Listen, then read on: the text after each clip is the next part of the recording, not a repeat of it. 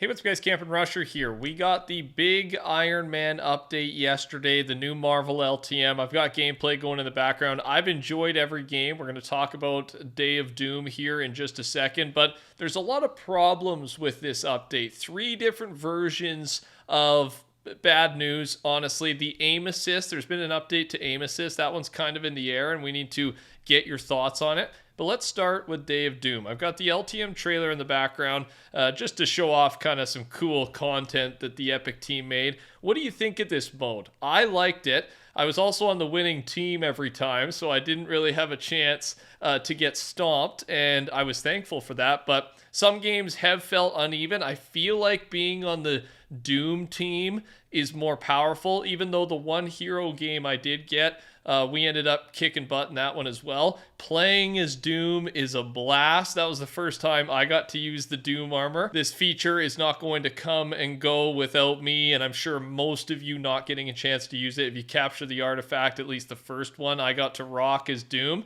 and I played them all game. It was a blast. So that's the footage going in the background. Now, the first bit of unfortunate news, but I don't think it's that bad, is we now know all of the mythics that are in the game, right? Depending if you're hero or the henchman, and the class that you get when you're on the hero team. It's basically all of the new mythics that are involved, plus some normal weapons, Stark Industry Rifle, etc. are in the game mode. But we knew from the start of the season that Chapter 2 mythics were added to the files, so I assumed that we were going to get all these mythics for the LTM. So, even though it's bad news we don't have it, I will say, and HypeX sent out a tweet here, and I agree with him, the Chapter 2 mythics are still added back in this season's loot pool, but they're still disabled, of course. So it looks like they plan to bring them back in a different way later on this season. It's honestly a little more exciting now because we just now have absolutely no idea what they're going to be used for, and it means they still have a lot more planned for us. So take your guesses down below. How do you think they're going to implement the Chapter 2 mythics to this season? The next bit of bad news, but I hope they end up changing this, is with our new Iron Man skin. I'm a huge fan of it, by the way. I picked it up instantly. The Mark 90 Flight Pack glider that is only usable with the old Iron Man. We were hoping it was going to be usable with our new Iron Man skin, but that's not the case. These things are not able to work together. It'd be a little upsetting if they don't end up changing this, and the reason there might be a chance is because they have, with this recent update, you can now use the old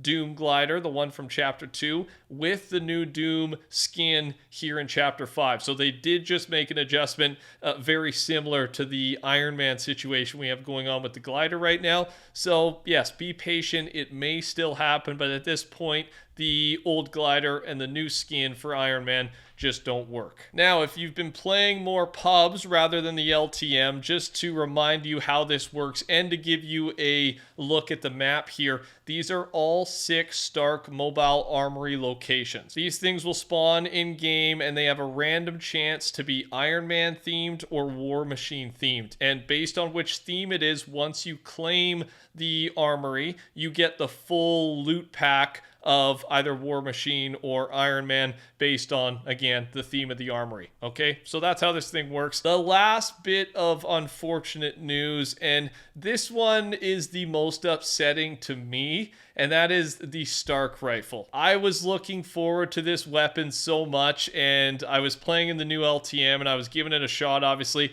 I was missing so many more shots than I was used to, and I thought it was all me. I didn't really pay attention. I just, stopped using it throughout the gameplay. But then I go on Reddit, and I realize why it's a lot tougher. They have nerfed the heck out of this thing. It now has bullet drops similar to all of our weapons in this new chapter. Chapter 5, I guess, is not too new anymore, but hit scan's been removed. It just really just takes the weapon out of the game. I don't even think it's comparable to any of the other weapons because you can't even mod this thing either, right? So you're going up against other mid to long range assault rifles that are in the game, fully modded out, the mythic AUG, for example, it's just not going to compare. So a little bit underwhelming because this is one of my favorite weapons of all time, and I was excited to have that OP version of it. And I understand I'd be going up against other people carrying the OP version of it, but that was part of the fun. This thing slapped, it did a lot of damage. So yeah, them taking a lot of the kick out of it because of this hit scan thing, it really blows. I'm not happy about this part of the update.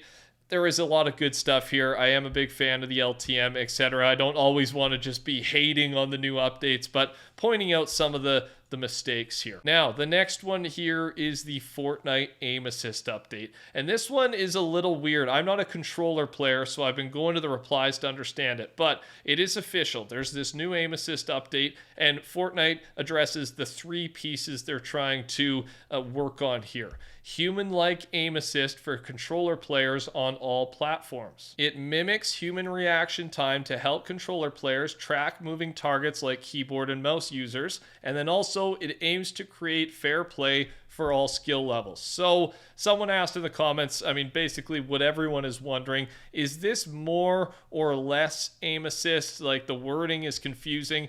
And one of the replies here, and I think he hits it right, but you gotta let me know in the comment section if you've noticed any differences. He says it is a nerf, I'm pretty sure. It sounds like the lock on now has a cooldown, and it doesn't instantly lock on to be like human reaction time, right? So instead of like a software that just instantly locks on as aim assist has done in the past, it's now going to have more of a cooldown to relate it to human error. But at the same time, this is all just based on wording, and really the only way to understand this is to try it out for yourself. So aim assist players, controller players in general, what have you noticed? Leave your feedback down below. I will put a heart on some of the top comments so we can kind of understand this all a little bit together. Last video we talked about Fortnite Times Saw. This is official. It will be for Fortnitemares, and we know this because Epic added this file for a little video that's going to play on a TV in game. Creepy little file, right? It's got that horror fuzz static, and then is it Jigsaw, I think the name of this guy is? I don't know. I watched them once and I'm too scared to ever watch them again. I'm not a horror movie guy.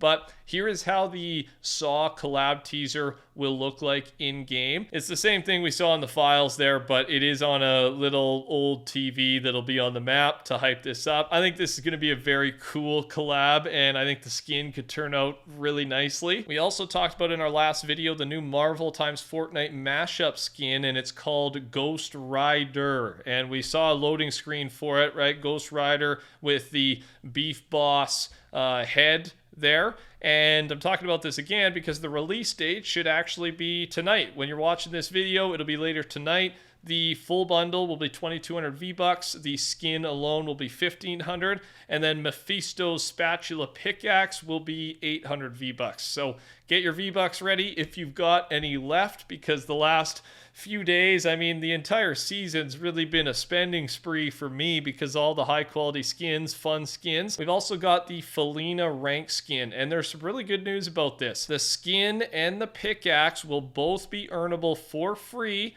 everybody, via gaining account level. So 25 levels gained, pickaxe reward, and 50 levels gained will be the skin reward. This will only track progress when the quests go live, and at this point we don't know when these quests are happening. You'll be able to have earned XP from any mode counting towards the progress of these rewards. So everyone's getting them, and then I still think it works the same, right? You do earn the skin for free, and the skin will have different edit styles that will change and unlock based on the peak rank you hit in ranked Fortnite. And it's a really clean looking skin, so you're going to want to grind for this one. I'm a big fan of it. I love that they're doing this, and I love that you don't actually have to buy it either. You're probably going to have to play a lot, right? That's the trade-off. You don't have to spend money. You got to play a lot of Fortnite, but that's not necessarily a bad thing. There are some more free rewards that are active now, and it is a community goals event. I will link this down below. All you got to do is log in, play Fortnite, and as a community, we earn these rewards. There's 6 rewards total. You unlock them for free, but you got to log in and attach yourself to this communitygoal.fortnite.com link,